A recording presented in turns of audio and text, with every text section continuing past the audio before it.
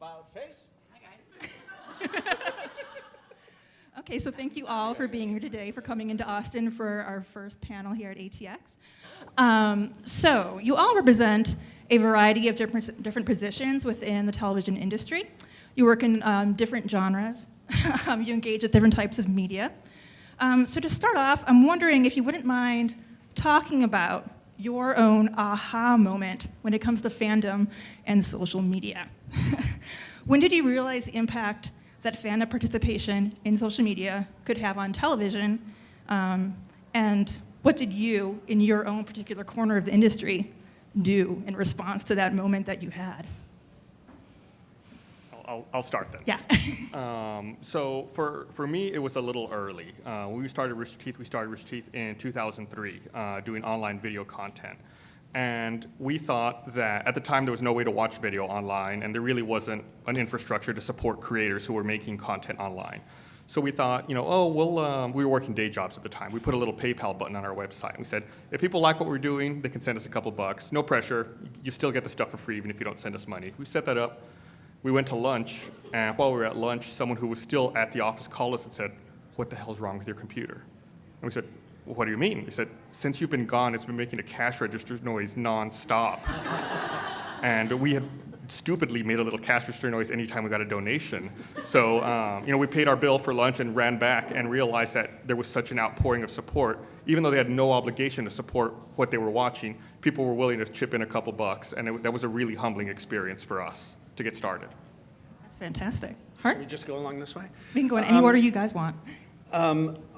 I forget which season it was of Bones, very early on, we had Stephen Fry, the British brain box, came to be on the show, and he was all about Twitter, and he just said, you have to be on this. This is the future.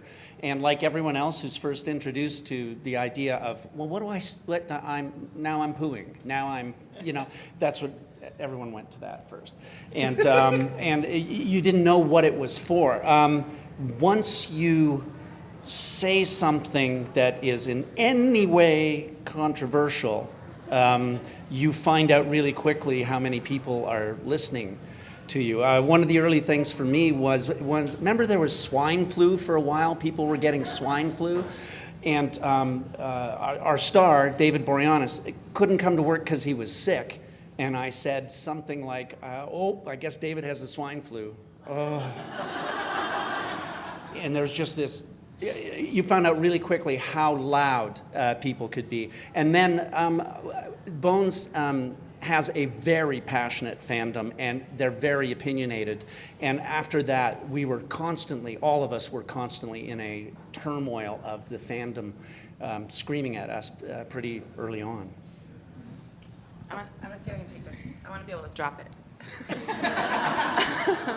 I guess I came from the opposite side of it because I was a fan on Twitter, and I wrote recaps of the Vampire Diaries and House and Grey's Anatomy for the LA Times, but I was really just a fan.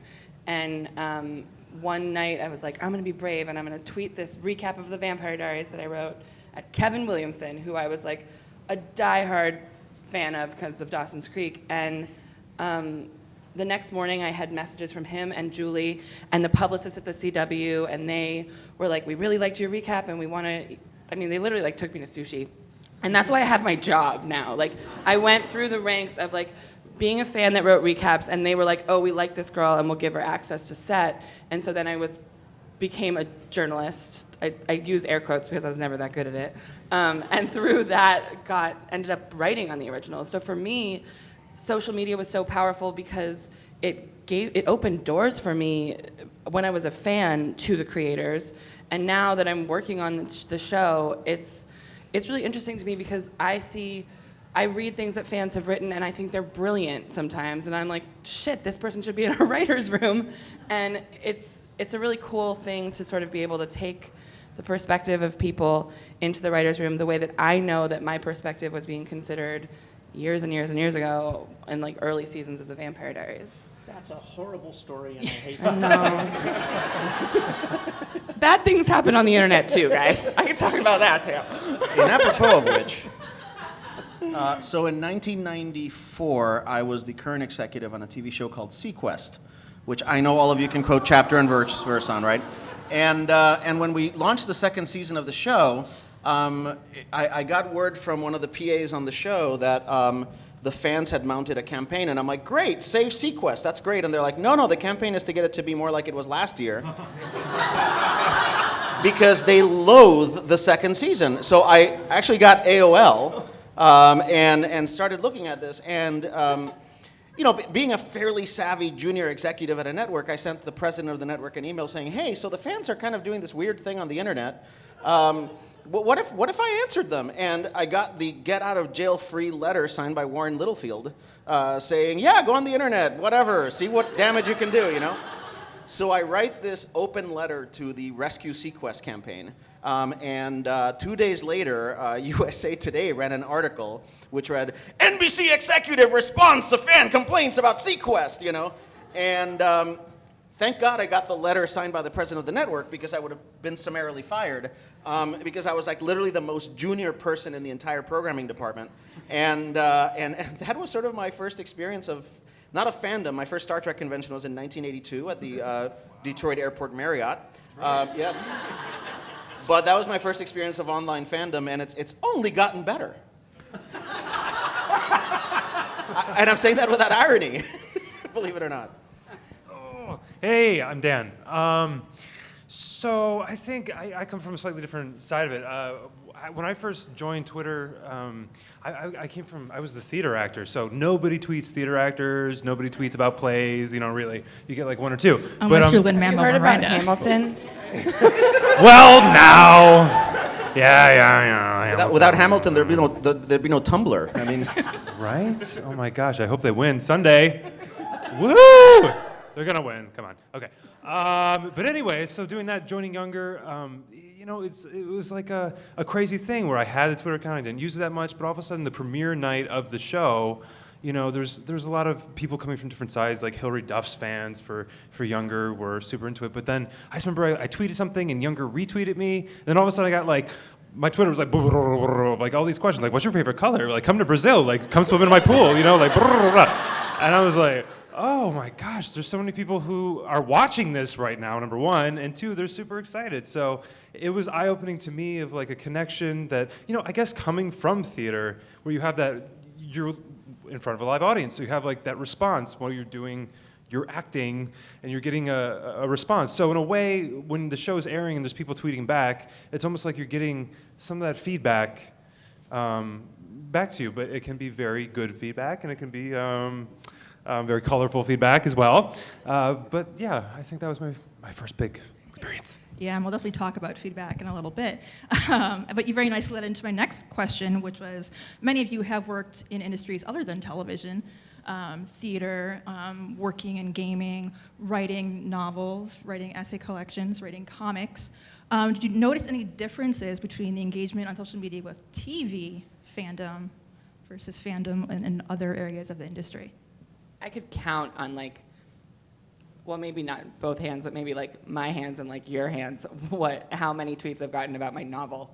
I mean, honestly, but then when, when the show airs, it's an episode that, I haven't even written it, and I still get tagged in every single thing the tiniest minuscule thought that everybody has, my Twitter explodes. I think that there's something about watching TV that feels like a community activity, and I think that's the way that it's been since TV started. But even more so now, you get to watch TV with people that are, across the world from you, and I think that people crave that sort of conversation literally as they are watching the show. They want to be talking about it. Like, don't wait till the end. Just let's make the decision right now whether we like this episode or not. 7 minutes in.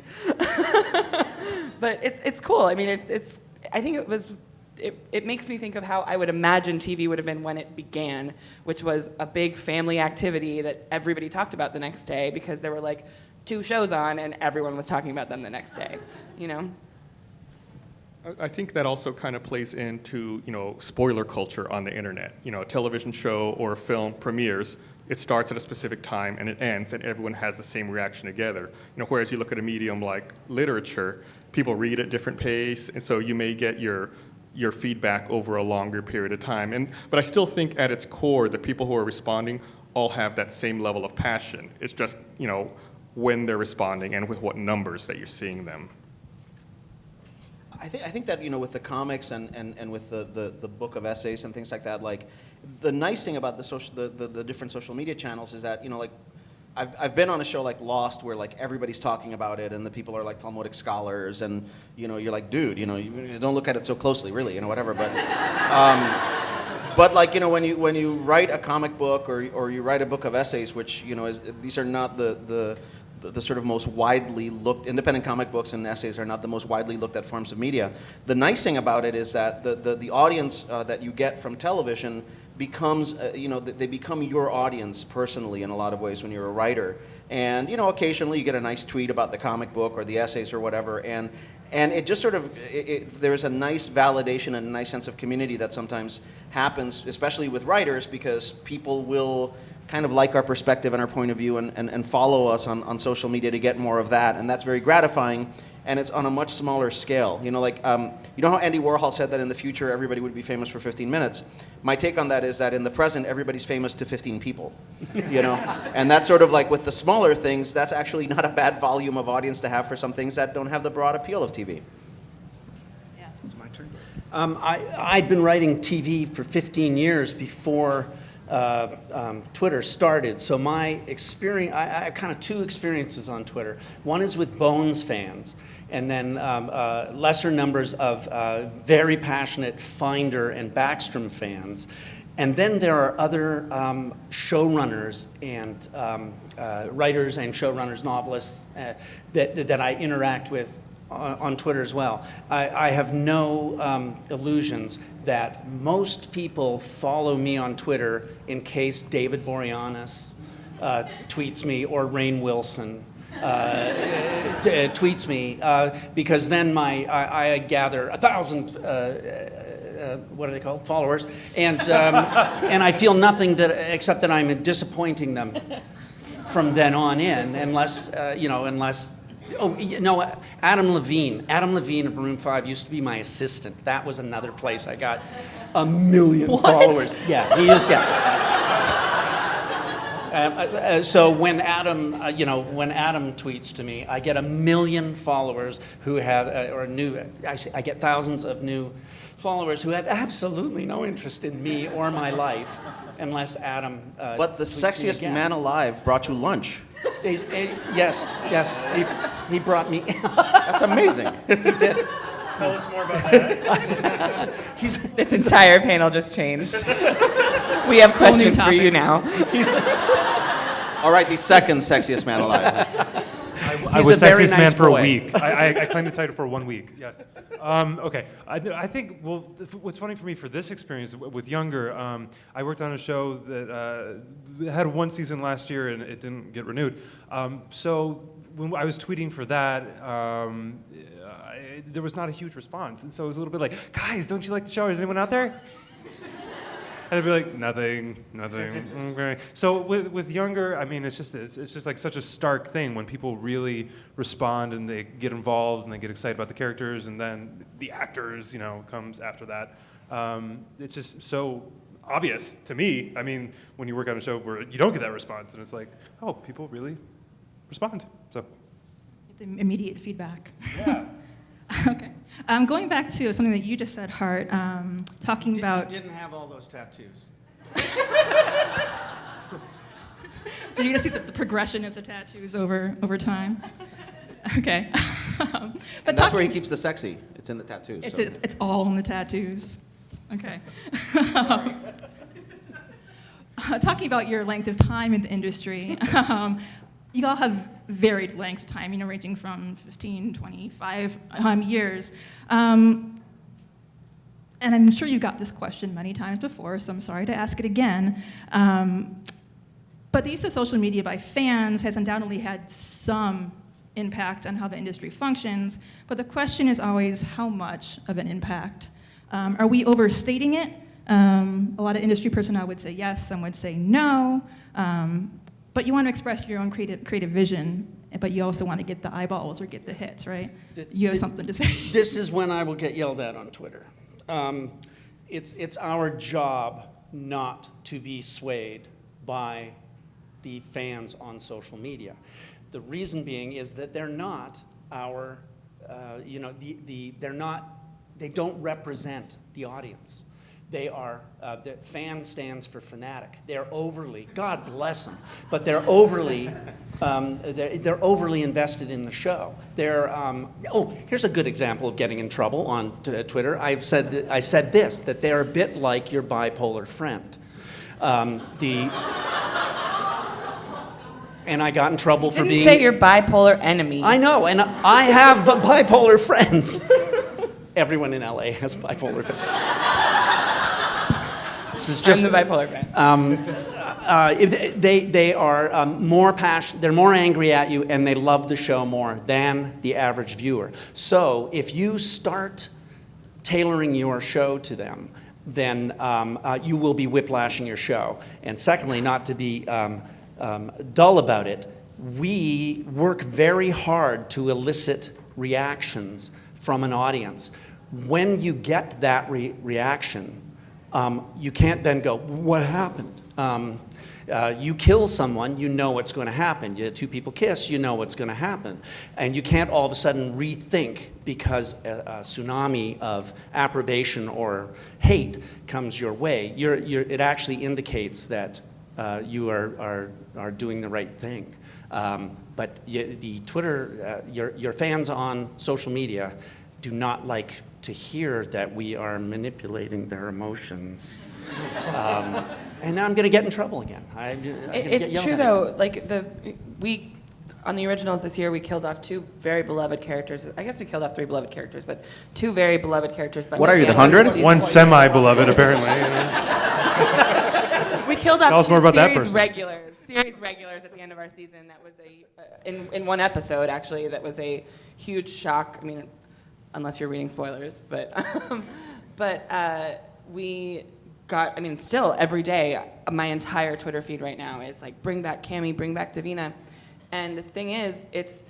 You see the response, and your instinct is like, oh God, what did we do? But that's what we did. We didn't kill off 2 beloved characters to make you feel happy. We just killed off 2 beloved characters to make you feel something, And you have to sort of process it through that lens, otherwise you'll go crazy. And also, I mean, to your point about, reacting with the story, I read everything. I read every tweet I get. I read every hate Tumblr blog. I read I'm watching all the Snapchats, you guys. But when I walk into the writer's room, I forget all that stuff. I'm not taking that, unless there was something that was very small and specific that I'm like, I don't know. But really, I don't sit in the writer's room and go well, I got 7 tweets for Claylee and 7 tweets for Clamille and 4 tweets for, I'm not thinking that, and you can't. Otherwise, you'll lose your mind and your show will suck. Yeah. I think that, and some who know about my recent experiences on social media will think that this is me getting religion all of a sudden, but it actually isn't. One of the places where I do think that social media is very helpful in terms of influencing shows, and I've experienced this on a lot of different shows over the years, going from rec.arts.sftv to Twitter and Instagram and the current forms of social media and the posting boards and all that, is that I do think that there are issues of representation and race and gender and all of that social media is actually very helpful in alighting to show creators and show writers who may not be as aware of them.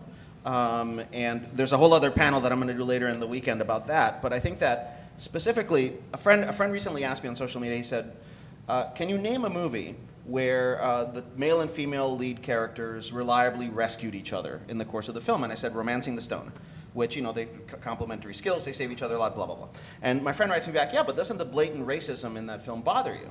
And I wrote back, I'm 46 years old. If blatant racism in film and television bothered me, I wouldn't watch film and television. Because I grew up, watching TV from the 70s and films from the 80s and all of that stuff, and a lot of that is baked into the popular culture in varying degrees of perniciousness. And what I think recent events and also not so recent events in my experience have really helped with is that the fans right now with access to all of the social media, look, there are ships and things like that, and yeah, you have to tell your story. You're not going to change your story for those things. But in terms of issues of representation and race, the fans will not take a lot of insult lying down the way that my generation was trained to. And that mode of instant feedback really is a real-time barometer for that for show creators, and I think that it is extremely influential in a very positive way. With my show, I think it's been hugely essential because for younger, it's on TV Land, which was known primarily for older shows and playing a lot of reruns and that kind of thing, or even like Betty White, that kind of that great 80-year-old woman funny. But our show's younger; it's about younger things, and so trying to bring that audience in, a way to do that, social media was, I think, huge and essential for it. And one way that I noticed that was like, all of a sudden, people would start retweeting to their friends or CCing people and being like, you need to watch the show, you have to watch the show. And so it kind of like spread like wildfire through that. And I think for that audience that wasn't there from the start for TV Land, it's been huge to reach that target little demographic there for the show.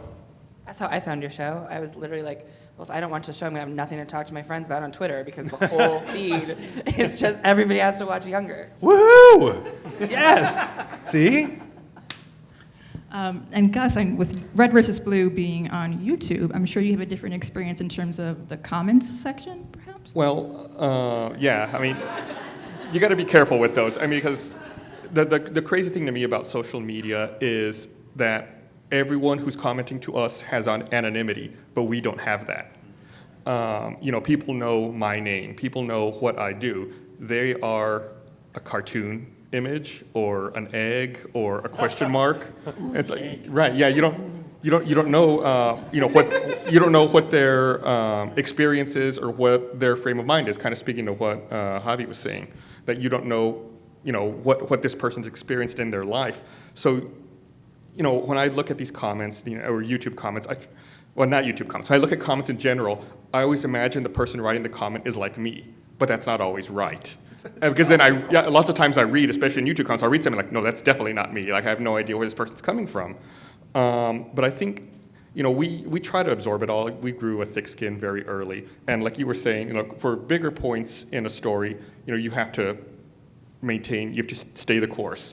But we looked to comments a lot for smaller things, like jokes, like, oh, they really liked that joke, or oh, they really like, this kind of like weird little subplot. Nothing that hugely affects the core of the show, but maybe we can tailor little Easter eggs and little flair, and maybe make it a little more, extreme fan appealing. And I think that's helpful. You're also 4 months ahead of that feedback. I mean, it's like if the fans hate something they see on the air tonight, the fact of the matter is you've already shot 5 episodes ahead of that. So the idea that a fan outcry about a plot point in episode 13 is somehow going to affect episode 17, it's not going to happen because you've already shot it, you've probably posted it, and nowadays that season might have been written 10 months before and shot 8 months prior. So there's also that you can have a false sense of influence when in fact things have already been planned, and if they work out the way that some fans wanted, then they can be like, yeah, we did it, we're trending, and you're like, yes, you did. Buy the DVD. Javier, you brought up a point that I really wanted to talk about in terms of fandom calling out things that might be, offensive narrative trope or something that deserves to be talked about. No comment. Okay. You don't have to comment on anything in particular. What about Adam Levine? But right now, in a lot of the online spaces, things like Birth, Movies, Death, AV Club, The Mary Sue, there's been a wave of articles about toxic fandom or fan entitlement. If you just want to jump on that right away. You can always just not look at Twitter. Oh, the fandom is so toxic, it's broken. Well, you can just also not go on Twitter. I mean, literally, we're narcissistic writers who need the approbation of a father who never loved us. So we go on Twitter to get the love that we never received as children, and then when the fans don't like what we did, somehow they become toxic? Like, who's the sick person there? That's redonkadonk. I mean, look, it's sort of... Not me, him, obviously. Right. there are TV show creators who don't know what Twitter is. They don't go on Twitter, they just do their job and they go home and they live their lives, you know? And that is a way that you can still live. If you're on social media, you are committing to being in a conversation, and conversations don't always go the way you want them to. My personal experience has been that if you treat those conversations with a certain amount of respect and dignity, and you assume the person you're talking to is like you, usually I think they're better looking than me. Like me, but like better. Like, you've heard of a doppelganger? I imagine my attractive ganger, you know? So honestly, like, you have to approach it with a certain sense of humility that you are talking to other people who feel that they can judge your material because you've put it out there. And if you submit to that, then the complaint that fandom is toxic, you know? Anybody else have any thoughts they want to share on that? Stephen S. DeKnight, who did Spartacus and Daredevil, has a hilarious story about getting into a Twitter fight, highly public, and then he found out it was a 12-year-old boy he was fighting. He was this massively talented, incredibly adept showrunner, experienced showrunner, was fighting with tattooed a also. 12-year-old, you know. You know, I read all those sort of articles about toxic fandom and fan entitlement. The thing that worries me about fandom, much more than like them coming at us as creators or actors or producers or whatever, is seeing the way that fans have begun to interact with each other. I work on a show with like a lot of romances and a lot of love triangles, and watching sort of the abuse that happens between these. I don't even like to call them different fandoms because they're all fans of the same show. They just like different things about that show, and that's what worries me. I got an email this year, and it was kind of just like a shitty time in my life, and I happened to get a really mean email from a fan, and I get mean tweets every day, and I'm fine, but it was just like it came at the wrong time, and it really sent me into a spiral, and I thought about it, and I was like, well, shit, if I was a fan and I write for a TV show. I have a great support system. I have 12 people that I go to work with every day that are dealing with exactly what I'm dealing with. And I have all the mental health resources in the world because the WGA is smart like that. but what if that kind of vitriol was flung at somebody who doesn't have those things? And that's the concern I have as far as like fandom being toxic is like, I wish that we could promote fans being nicer to each other, because like whatever, we can deal with it. We'll like go cry into our money. I don't know. but you know, there's also a thing that, you know, like fandom has a way of working its own shit out, and I think that one of the things that we as show creators should not be taking on in terms of ourselves is dictating the tone of our fandom. You know, we put this material out there, people, and whenever there's flame wars, whenever there's ship wars and stuff like that, you know, fandom is this big fractal organism. It's not an organ. There's no fandom council. There's no UN Security Council of being a fan. You know, they're just a bunch of people, and they tend to kind of figure out their own shit on their own. And I think that there's a real sort of paternalistic instinct to be like, whoa, fans, be better fans. But a lot of it just is none of our business, you know, and I have had fans say, you know, stay out of our chats, stay out of our Twitter chats, don't come into this chat room. This is a safe fan space for us to be fans, however we choose to be fans. And part of being a creator is learning, in this age, is learning to respect that and saying, you go work your ship war out over there, you know. From my other side of it, I became, this last season, second season of Younger, I became kind of the antagonist of at the end of the season, and I was hunting down our Sutton Foster, who plays Liza, and I was like, I know your secret, I'm gonna get you. And so I got so much negativity from that because I was also cheating on Hilary Duff and all this other stuff in the show. So I'd get all of these mean tweets, and I kind of, you know, I guess I never really took it. I never took it personally, but there were things where people would be like, you hate women, and like, you're misogynist and all that stuff, because they blur the line of actor and character, so you get a little bit of that. But I didn't really take that on. Part of the fun as an actor to interact with fans on Twitter or Instagram and stuff is to show that you are not that character. And so in a way, it became a bit of a challenge to me of like, I'm not that guy though. Like, I'm not like the Wall Street banker douchebag who's, you know, gonna go kill Sutton Foster. Like, it's not me. So, you know, you get that stuff, but it comes a little bit of a challenge. You know what I mean? So I don't take it Do you personally. get those mean tweets though, and you're just like, I'm so good, they don't even believe I'm an actor. Oh yes, I do. I have them think posted this around is my really bedroom. me. But I I beat them. But what's funny is though, what I don't know what to do with, sometimes you get those tweets from other actor, celebrity people who mean tweet you, and then they draws all this focus to it, where it's not just like a person with an egg. It's like, that person has 3 million followers and they're mean tweeting me, and like, to a point, this happened last year where I had to block them because they were so mean, and they were like, would not reason. They were just nasty. Was it so Justin that Bieber? happened. Was it Adam Levine? It's Shatner, isn't it? I was not going to say his name because I didn't want to give him time. Don't take that. Do not give the man more spotlight. But he's a mean guy. He watches everything. I bet we all have little Shatner Wait, no, okay. So this can't be.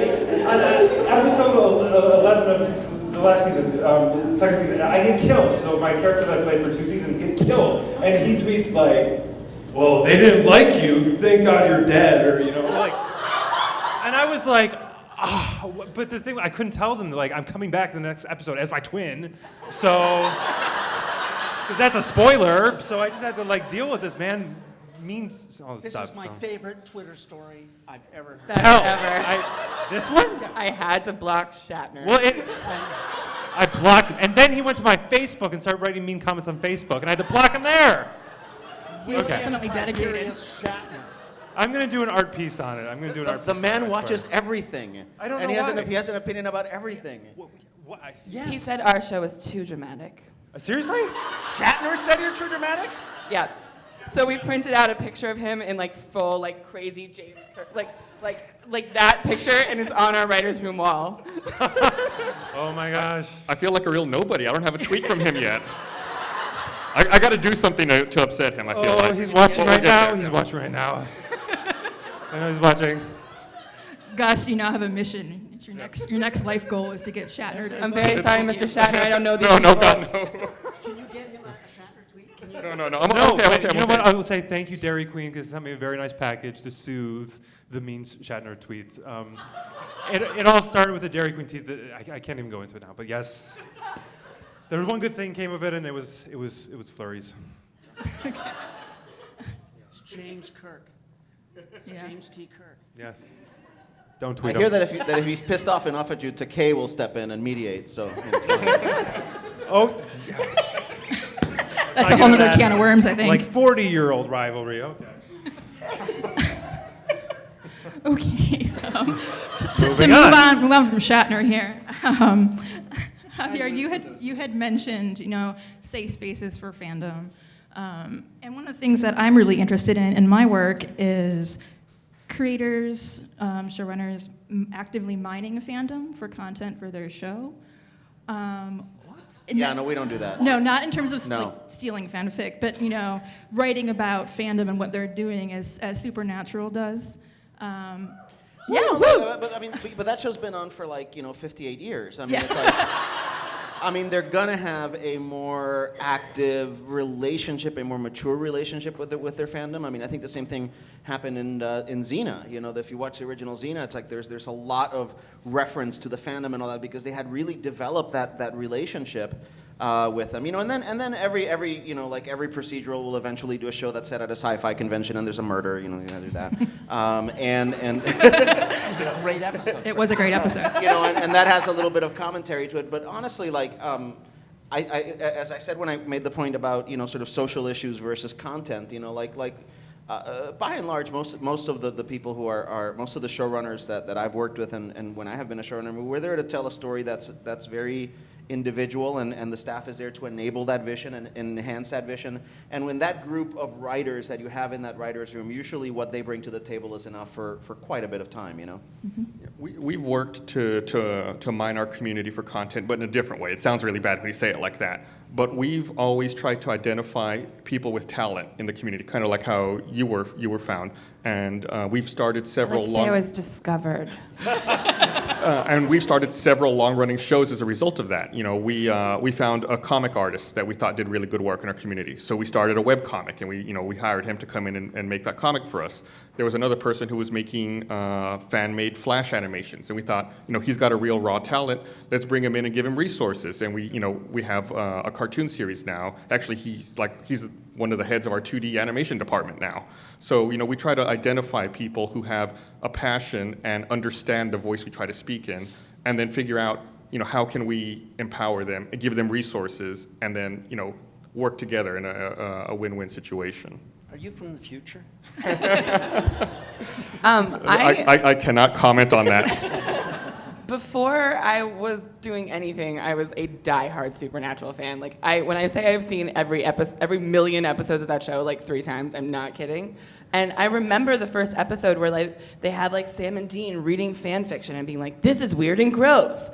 And I literally remember watching this and being like, "This is weird and embarrassing." And I feel like a fourth wall was broken. I didn't like it. But that show has gone on to do insane, amazing things, involving their fans and making their fans feel like a part of the show. And yeah, they've done a couple of convention episodes. They've done, the guy who is God on their show is literally God, writes fan fiction basically about these boys. It's just prophecies, but it's fan fiction. It's a really cool thing that I think maybe at first felt weird, and then once you realize that there's such a reverence for the fandom and such an appreciation for those diehard people who go to all those conventions and who raise that money for charity in the name of the show, they really appreciate it there. And I think it's a really cool thing to watch. And it's evolved so much as I think social media and access to those fans has increased. And that's all part of a long tradition, there was a Star Trek fan named Bijo Trimble who sort of led the effort to bring Star Trek back in 1968 to 69, and then sorry to bring this up, I don't want to, but if you watch the scene in Star Trek: The Motion Picture, where Shatner is, where Captain Kirk, let's just separate the man from the art, is showing everybody the footage of V'ger destroying the space station. All the extras are Star Trek fans who came out of, who were legacy fans who had come out of that effort, and that one fan who wrote the book and did the campaign, they're there. So I mean, it's I think it's really important that, regardless of what your relationship with the fans on social media, contentious or not, that you do have to treat them with reverence and with a certain amount of, this is your base, I think of them every time I go into my house. I do. Or my car. I go, thank you, thank you. Every time I get into my spaceship, I'm like, thanks, fans. They paid for his time machine. It's a beautiful time machine. It's got leather seats.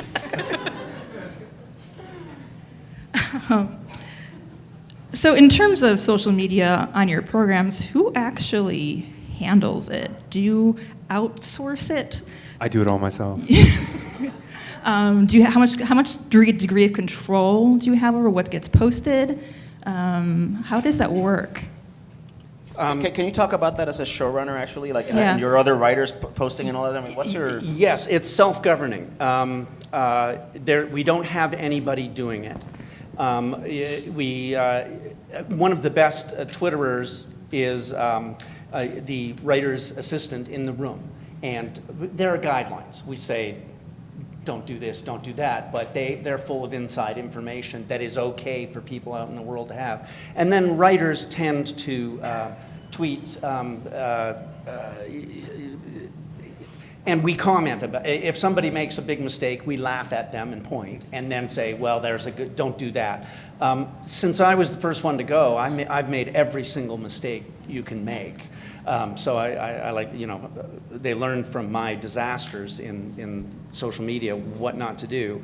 And then the actors they are loose cannons that I have had to clean up behind. David is a passionate and David Boreanaz, and I very often had to go, no, he didn't mean that, no, we're not, and he loves, he's a troll, is that what, right?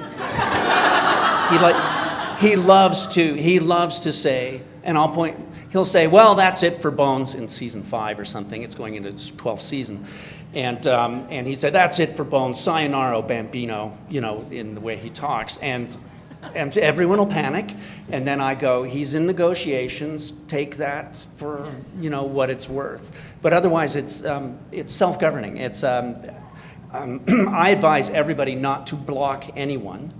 Like, you got to take the good with the bad, but people take care of their own thing. I have like thousands of people blocked. Yeah. I'm actually not kidding. Yeah. On our show, everybody has their own social media stuff going on.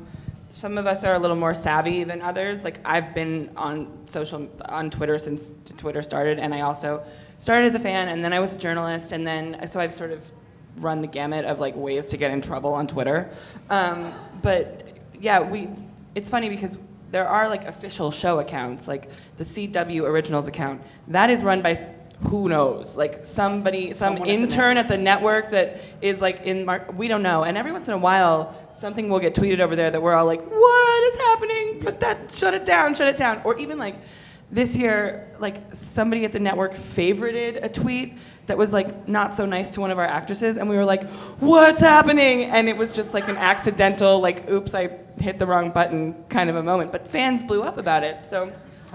That's the thing, is like, there is a million ways to have human error on Twitter. Some of them are like, oops, I hit the wrong button. And some of them are like, well, I said a bad thing, and I now have to backpedal for the next year of my life about this bad thing. But like, yeah, everyone on our show, there's no like mandate of like, you use your best judgment as far as spoilers and stuff, but like, we like answering questions. It's kind of like we feel like it's good promo for the show that we keep talking about it, so other people keep engaging with us about it.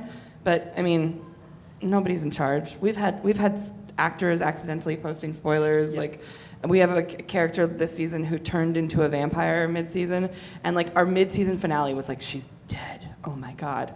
And then like she's posting photos of herself wearing a daylight ring that like is the vampire ring, and she's like eating an apple in this photo, like haha, eating an apple, and we're like, what are you doing? But whatever. We're all idiots on the internet. Come on. With me, I do everything. There's a lot of actors who have like social media managers and that kind of thing. For me, it takes away the fun of it, because I think the fun really is interacting with people who enjoy the show. And so I've had people approach me and be like, hey, can I take over and help you like do that? And I think that seems inauthentic and weird, and I don't know why you'd want to do that. I think it's part of the fun of being on a show that reaches a wide audience and getting to hear the responses, good or bad as they are. It's interesting. But there is the social media team at TV Land, in a small, mighty little group, who do, and will send you like a Dropbox thing of like, here's pictures for this week and that kind of thing, and you can use it, you cannot use it, but that's kind of how it works for an actor, for us at least. We get suggested stuff, and then we can pick and choose what we want to do. Whenever I talk to an actor who has like a team that does their social media, I'm like, but what do you do in line at the airport? Like, yeah. What? I don't understand. Like, what do you do when you're like watching a TV show and it's boring? For me, it's a subway. Like, I sit on the subway and do it. Like, why not? What else are you doing on the subway? Come on. I have access to my own personal one, and I also can post as the company or as our shows, but I hate doing that. We do have a team, and they handle it. And if for whatever reason I have to do it, I'm always super nervous when I hit like that switch account button. I'm like, I'm gonna screw this up. Like, if it's me personally, I don't care. That's me. But if I'm speaking on behalf of the show, it's like, oh crap, and I'm gonna have to read this like 5 times. I know there's gonna be a typo. I'm gonna attach the wrong image. It's gonna be me naked, and it's way too much stress. I'd rather not do it. Okay, well, I think it's about time to open it up for questions. So I don't know if any of the volunteers out there have a mic for the audience. I'll answer all the Adam Levine questions. What percentage of his dreaminess comes from his tattoos? 72.6%. Wow. So obviously there's like some negative and some positive that you've talked about in terms of fan interaction. I wanted to ask really any of you if you had any advice for fans who had a point they really wanted to make or a concern that they really wanted to discuss with you, and social media was sort of the easiest way for them to reach out, like what's the best way to sort of ensure or at least just make themselves a little bit more likely to get a response or to be heard? For me, I'll go first because it's an easy one for me. For me, public-facing social media is not the ideal platform. If I receive an email that's well-written, has correct pronunciation, or correct grammar and correct punctuation, then I'm normally a lot more willing to reply and invest time. If someone invested time to write something well-written to me, I'm going to invest time to write something well-written back. 140 characters isn't enough for that interaction. It would be quite lucky if I were to see something, because I got to go look, and I go look at what people are tweeting to me, but I don't know what percentage. Not much. I'm going to say 5% or something, because I get tweets all the time. But if I laugh, you got me. Whether it's mean or not, by the way. If you're really mean, but you make me laugh, that works really well. And then the second is to be right is a good thing, but it doesn't mean do you mean get an answer? Because boy, once you answer one person, everybody, that's me clicking my mouse. No, I just mean like to be heard, really, like to be taken seriously, as opposed to being dismissed out of a hat as like. Yeah, it's pretty tough in 140 characters. I think you're right, but. I think one thing is not to be anonymous. I mean, for me, if I get a tweet from an egg or a tweet from an account that is very obviously an account created because they're mad, I can't. You can't help but dismiss it. I have a friend. You always look first to see who it is. I do. A lot of the time, if somebody's making a very interesting point, and I know I know that if I reply, there's going to be a conversation happening, then I want to make sure that I'm not replying to somebody who is just a bully, because, and I don't mean just a bully to me, but I mean also like a bully to other people. I don't want to engage that person and give them any reward for what they're doing on the internet. I have a friend who's an actor on a huge TV show who uses Facebook primarily because he engages with fans all the time, but he likes Facebook because people are way less likely to be anonymous on Facebook than they are to be anonymous on Twitter. I mean, your Facebook is generally connected to like your friends and your family, and if you're going to engage somebody in a conversation, it's a conversation that wouldn't like embarrass your mom if she saw it, And so for me, it's just a lack of anonymity is always nice. And in general, just like having an intelligent perspective, it's very refreshing in a sea of people tweeting ship names at you in all capital letters. Like, I mean, and the other good way to get a response from me and also from both my showrunners is that we frequently will say, hey, I'm on Q&A, and sometimes that's during an episode. I do it all the time when I'm on an airplane. And I will listen and I will respond, but I've said, like, I'm on and I'm looking at you right now. It's not like a random, I didn't wake up to a barrage of crazy and now I'm late for work. You also have to not take it personally and not take it as a dismissal if you don't get an answer. I mean, there's if we're doing our job correctly, there's, in the six figures of you and there's, 12 writers on a show. If you really have a point that you want to make about a show, maybe, and you are having trouble getting the showrunner's attention, maybe you tweet to another writer on the show, or maybe always be kind, always be intelligent, always be not so angry and so accusatory. These are all good, but also, and just as we have to accept the fact that there are story ideas that we have that have been done before. That's never happened to any of us personally, but it happens to some other writers.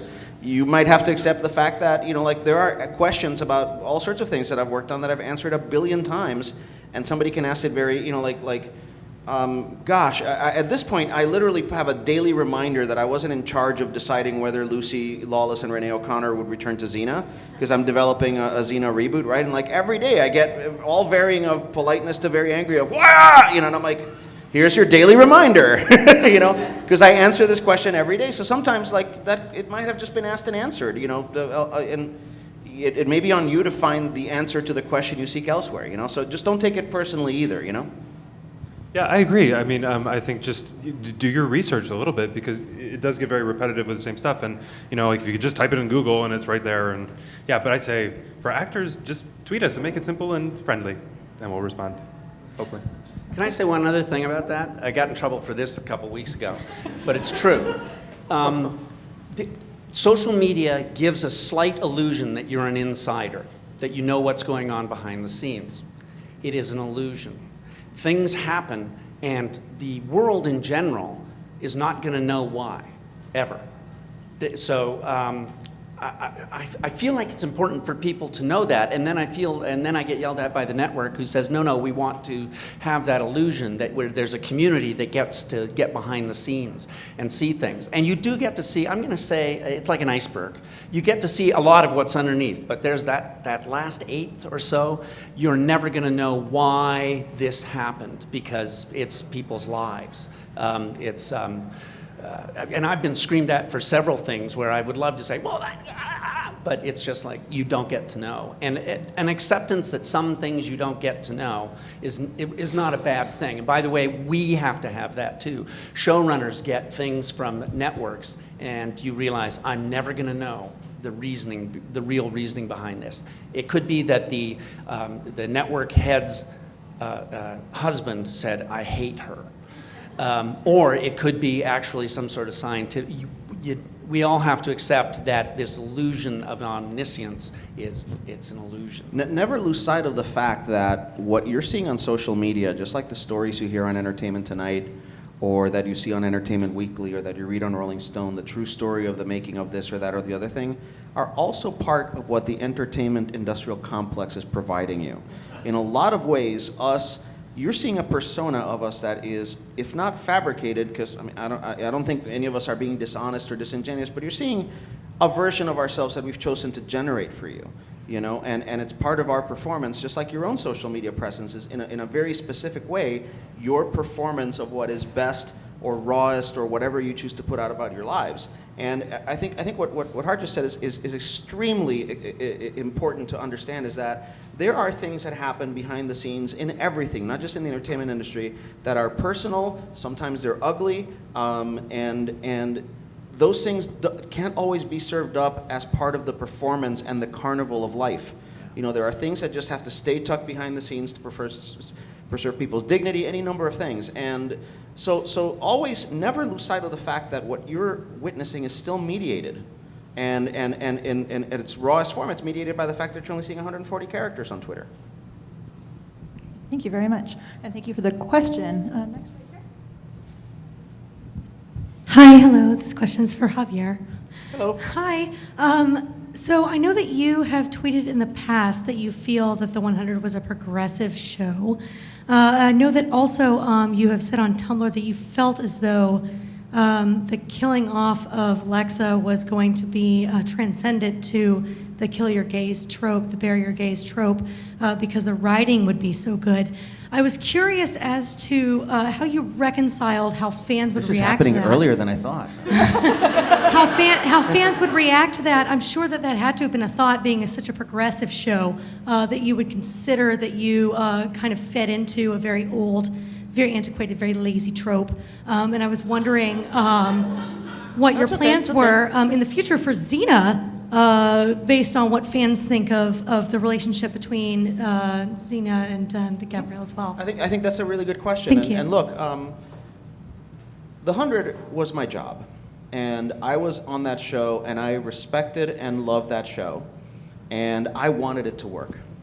And I wanted it to be good, and I wanted the show to be loved and respected, and I wanted the work that all of us did on that show to have a positive impact. And when I went on that show, you know, even though from very early on we knew that Lexa was going to be killed, and it's a decision that was made, you know, very early on for reasons that some people don't think are true, but they are. You know, again, it just is what it is. People can argue, oh, the actor could have done this or whatever. That decision was made, okay? And there was a sort of stream. I don't want to get into the Kremlinology of who said what to who when, you know, and I said this and he said that and then that, you know. We're kind of past it at this point. The truth of the matter is that because of a number of factors, and one of them is a lack of awareness, you know, we fed into something that was very negative. But I will tell you this, and I will fess up to this, and I will be apologetic about this till the cows come home. Until the very night the episode was broadcast, I was very, I promoted the episode, I believed in the episode, and I wanted the episode to work because it was the thing that I worked on for such a long time, you know? And I give a mea culpa for that. I am happy to admit that, and knowing what I know, you know, and you know, this is probably a sneak preview of the Bury Your Tropes panel, you know, but look, I'm personal friends with Amber Benson. I have a degree in cultural studies from Carnegie Mellon University, and while I was working at the 100, my wife was producing a web series about the lives of trans and queer women in Los Angeles. So I don't have plausible deniability about knowing that this trope was damaging, okay? But on the other hand, the last word on this did not lie with me. The final execution of it didn't lie with me, and I did everything I could to see to it that we presented something that had integrity and some level of dignity and all that, and then to the extent that it was at all possible, I wanted to believe in it because you don't want to think you're putting something negative out into the world. And that is a human response. Is it the best one? Is it the one that best serves society and the needs of our audience? Probably not. I think we all know how that all worked out and continues to work out to this day. There's no easy answer other than to look at it, the aftermath of it, pick up the pieces, and know that this cannot happen again, or that if it does, we need to be aware of it, and that it's just something that we need to move forward with, you know? So I can't, there's no one answer that I can give you that's going to completely satisfy the need to know exactly who was wrong, when, and how, you know? But you know, as one of the things that has happened significantly since this event happened is, you know, I have been very open with the fans, and I have said what I have said, and hopefully my word and my actions are enough to show you that I understand the legacy that I'm tackling when I tackle something like Xena. And that's the best I can do for you.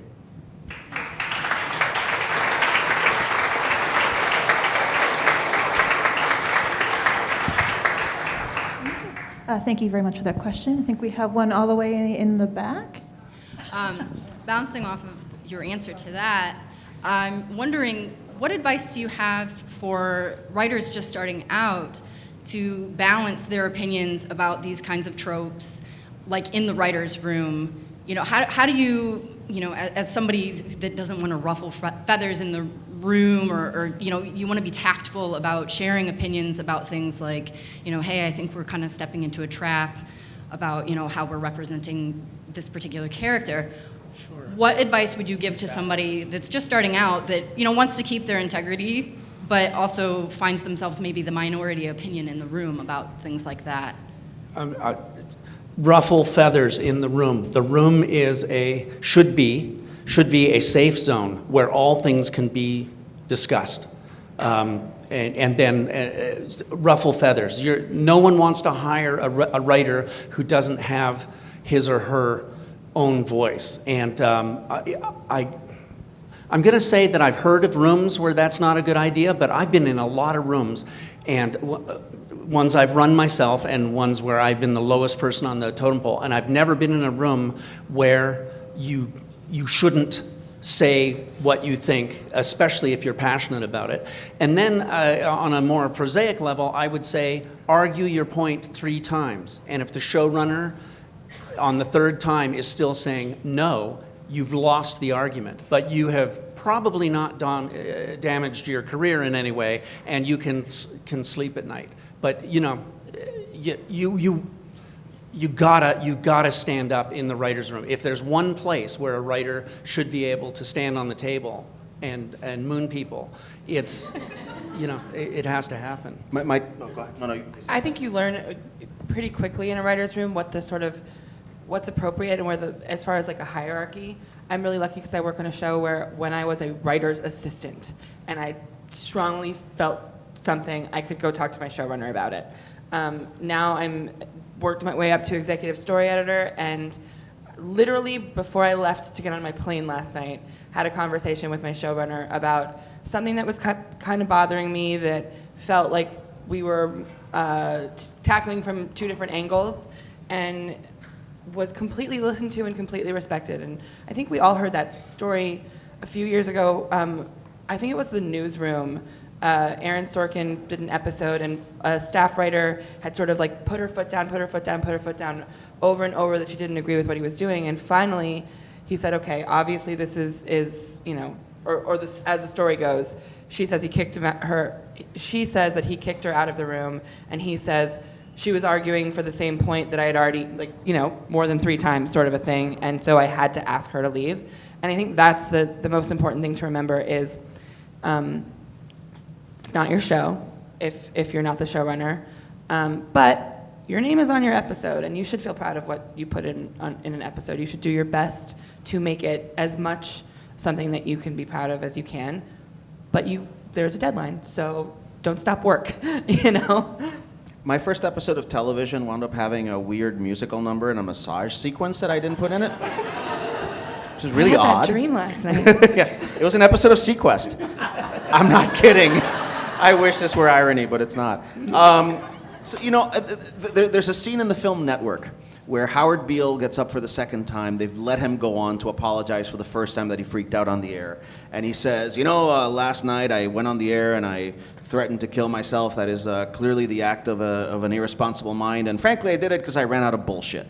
And then everybody starts panicking in the room, and everybody looks at William Holden, and William Holden's just leaning there, and he goes, if that's how he wants to go out, And sometimes, we can't have the age of the auteur showrunner, okay, and have all of these showrunners that you're gonna see some of them this weekend who are hailed as great television auteurs, and then blame the staff writer, because they did something really, really manifestly irresponsible that they put on the air. Ultimately, if you want to have the age of the auteur showrunner, the buck has to stop with the showrunner, and your job is to. What Hart said, I think, is very accurate as well. I have a 3-no rule where I basically argue the point 3 times, and I'll before I start an argument in the room, I'll go like, I'm gonna argue this like one last time, and if you tell me no, I'll shut the hell up for the rest of the day. And then the showrunner goes, shut the fuck up, and I'll be like, oh yeah, I'm shutting the fuck up. I say that like every day. I'm like, okay, this is the last time I'll try this. But honestly, like if we live in the age of the great auteur, then the great auteur is eventually gonna do whatever the hell they want, and you have to facilitate that. It's not a defense that worked at Nuremberg, but it's the truth. Okay, and on that note, we're unfortunately Oh no, out I of time. Godwined the panel. I Godwined the panel. Oh no, Godwin's law.